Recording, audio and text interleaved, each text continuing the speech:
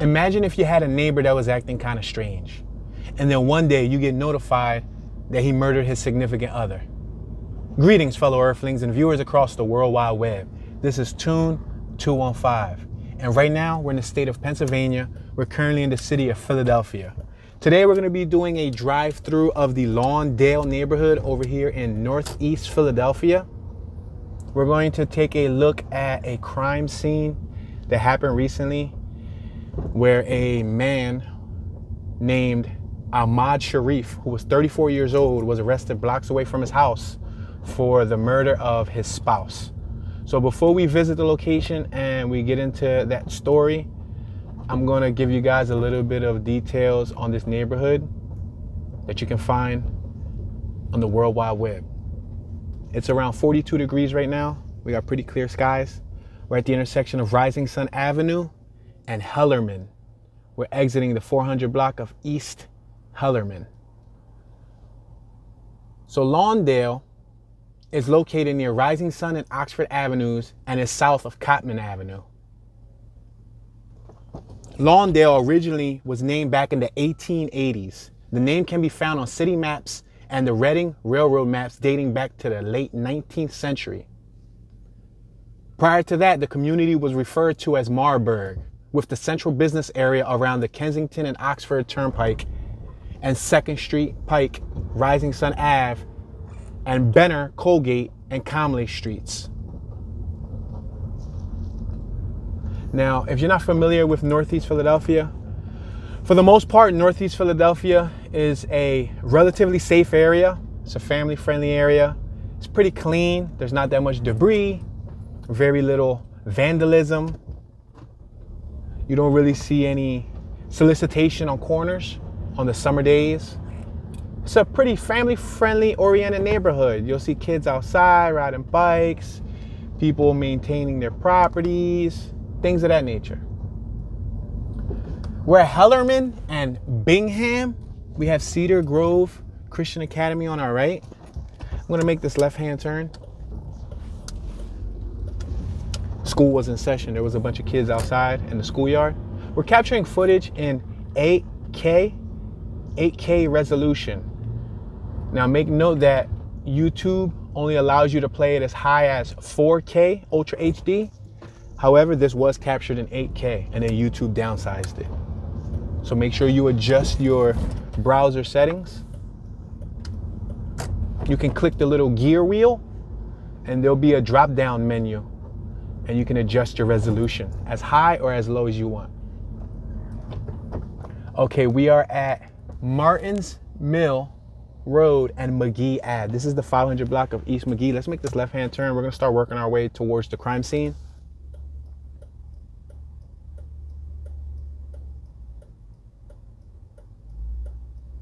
Now in this area included an industrial area known as the Marburg Bottling Company, and there was also a slaughterhouse among other businesses in this area. Let's make this left-hand turn. You just turn left on Magee. We're now on Magee. We're about 2 blocks away from the crime scene.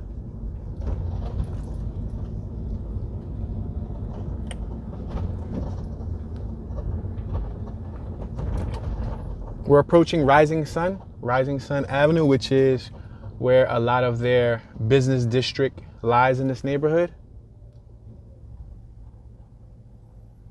Okay, we're going to continue moving forward shortly. We have Bethany United Church of Christ on our left. I'm going to cross Rising Sun with ease. There's a lot of traffic. Please bear with me. We have Tienda Mexicana La Victoria Inc. on our left, which is a Mexican restaurant. Okay, we're going to go forward after this Toyota.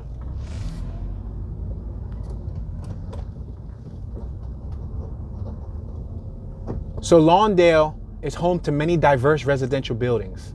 There are blocks of rows mixed with singles, twins, and even large estate type homes. Most of the community was built in 3 stages: pre-1920s, 1920 to 1930, and 1950 to 1960. Fewer than 40 homes have been built since the 1970s. The mixed housing kept this area as one of the most desirable places to live in Philadelphia, and is often a secret to many. Many people are usually surprised at the diversity that takes place in this neighborhood when it comes to architecture. If you look at a lot of the homes, you'll see a variety of stone finishes, vinyl siding, shingles. Many homes look like townhomes, but then on certain blocks, you have them connected as if they were row homes, like in duplexes. Fanshawe. Let's make this left-hand turn on the 300 block of East Fanshawe. We're around the corner from where the crime scene took place. So this is the block directly next to it.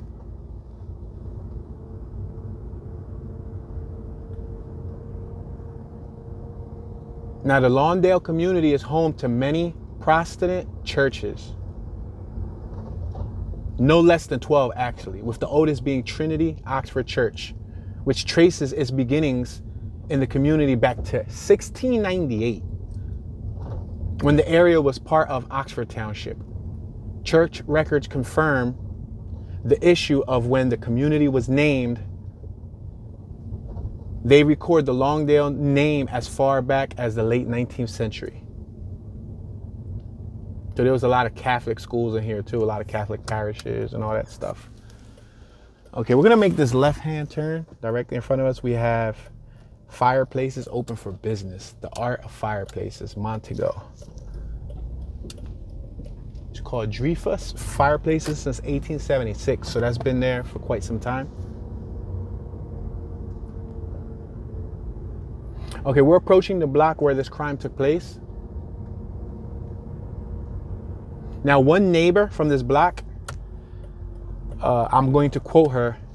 She says that it was a horrible experience because she was the one that found the woman lying in her kitchen floor with no head. This man decapitated her. We're approaching the house. The house is on my left-hand side.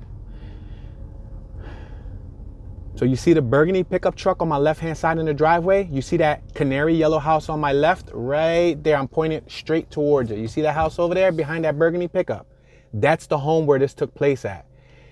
There was a apartment for rent in the back, and the female that was living in the back apartment of the building is the one who found her. She said that she went in and she didn't expect to see what she saw. She thought like she was gonna be bleeding. Maybe it was gonna be like a simple domestic case. This is the property right here, ladies and gentlemen, right where this Tesla is parked at. That's the porch. This is on the news recently. So if you take a look at Fox 29, you take a look at ABC and whatnot, you'll see a few news segments done out here. And this news report has traveled as far as Seattle, Washington. I saw an article in Seattle, Washington, which is the Pacific Northwest, completely on the other side of the United States, but they picked up coverage.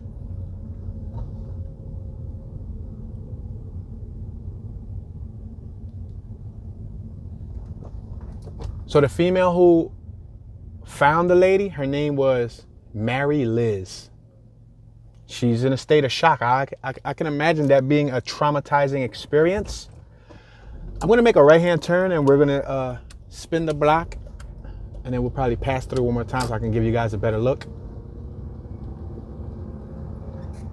Now, a lot of the neighbors and reports say that there's always been suspicious activity on that property. Now, the man was 34 years old. The woman who lost her life, which was his partner, was 41 years old. Her name was Layla Al-Rahil, and she was found on the kitchen floor. She also had 2 children, to my knowledge. 2 children, which I believe were also in the house. They just were fortunate enough not to find her, which is a blessing, because imagine being a child and finding your parent on the floor in that condition. That will be permanently embedded and stained in your mind. I'm sure that this neighbor, Miss Liz, is probably going to need some sort of probably therapy, or at least somebody to socialize with so she can vent. Police canvassed Magee Avenue in the Philadelphia Lawndale section on Wednesday, asking neighbors to report suspicious activity, just 24 hours after a gruesome discovery was made. Now, it was said that he ran, that he bounced. Like he literally left the property and they found him hiding in some bushes. It was also reported on Citizens app.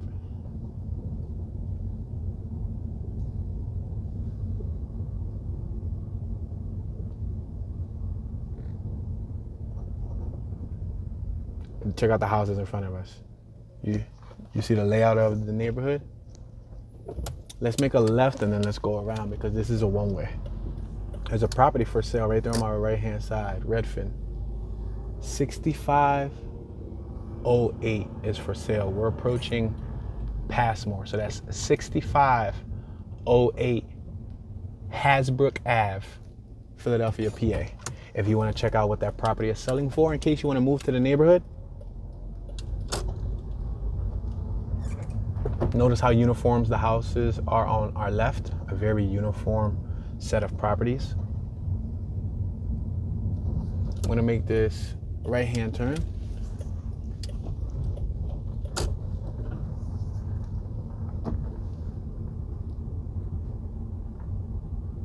Now, a lot of the neighbors were saying that on several occasions they saw him just standing outside, staring off into the abyss. Now, he was a really eerie and strange person from what neighbors say. They said that they heard several disturbances. Upon running his record, the police found that he's been reported on over a handful of domestic cases. So he does have a domestic violence history. Let's make this right-hand turn on Gilham.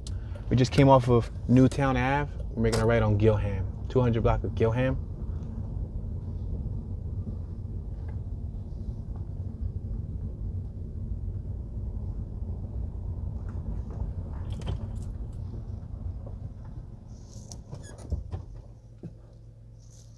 We're gonna have to make a right because directly in front of us is one way and on our left is a one way. So we're gonna go all the way back around. We'll make this left coming up here and then we'll go right back towards the crime scene.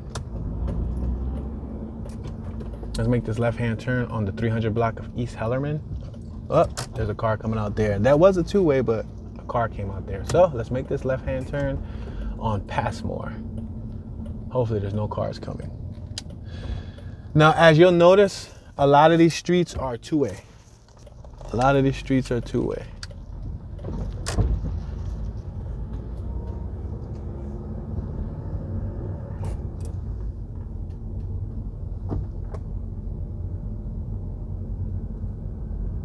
So out of this mess, 2 teen girls are left behind. 2 teens lost their mother. And that's usually a pretty critical age for young women growing up. That's the age that young girls need a female figure in their life.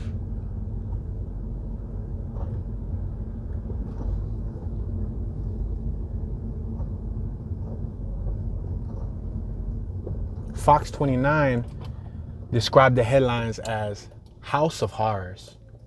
And the last time we've had a House of Horrors here in Philadelphia, I believe there was something of that nature in 2011. I'm not too familiar with it, but I know back in the day, they had the Gary Heidnik House of Horrors. His story is where he had several women held captive in the basement. He was feeding one of the bodies to the other women, and it was a pretty gruesome discovery. He was picking women up off the street and he was executing them after holding them captive for so long.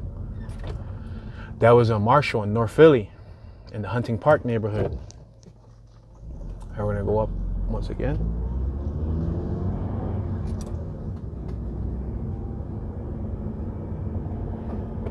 Yeah, the neighbors who spoke to Fox 29 claimed that he was known for lewd and bizarre behavior. That's the terminology that they use. Someone also said that the adults in that house are completely unhinged. So evidently there was red flags, but the thing is, it's like you never really know your neighbors, you never really know what they're going through, and sometimes you don't want to be in their business. But in a case like this, being in their business would have probably been beneficial. Sometimes women stay in abusive relationships and they don't have to, but love creates an addiction. The same part of your brain that's addicted to love, food, substances, etc., is addicted to love. It's all the same part of the brain, that dopamine hit that you get. So you can be mad at one person today or for a week, and then the following week your body starts to withdraw in love, lightly speaking. Not necessarily withdraw, but you ever seen somebody cry and weep because their significant other is no longer with them? So sometimes it's not easy for women and men to separate from a complicated relationship. We're back on the block, ladies and gentlemen. This is the block where it happened. I'm gonna park up just so that you guys can get a better view. It's a shame, because you just have to imagine that body was carried out on the house on my left. I'm sure everybody on this block is mind blown. Imagine somebody has to move into that apartment in the future. To cut somebody's body part is very gruesome, very hardcore and calculated. That's not something that you accidentally do. You don't accidentally take somebody's head off.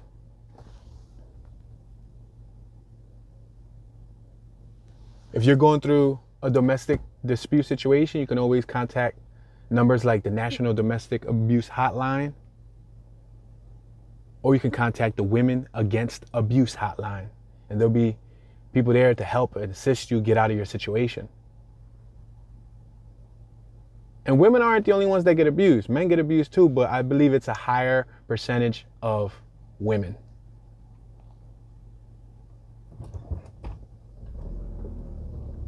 It's a shame, guys, because a life was lost when it could have been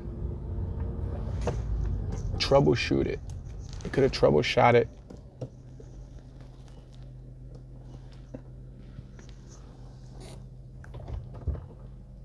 There's somebody in the back of the property.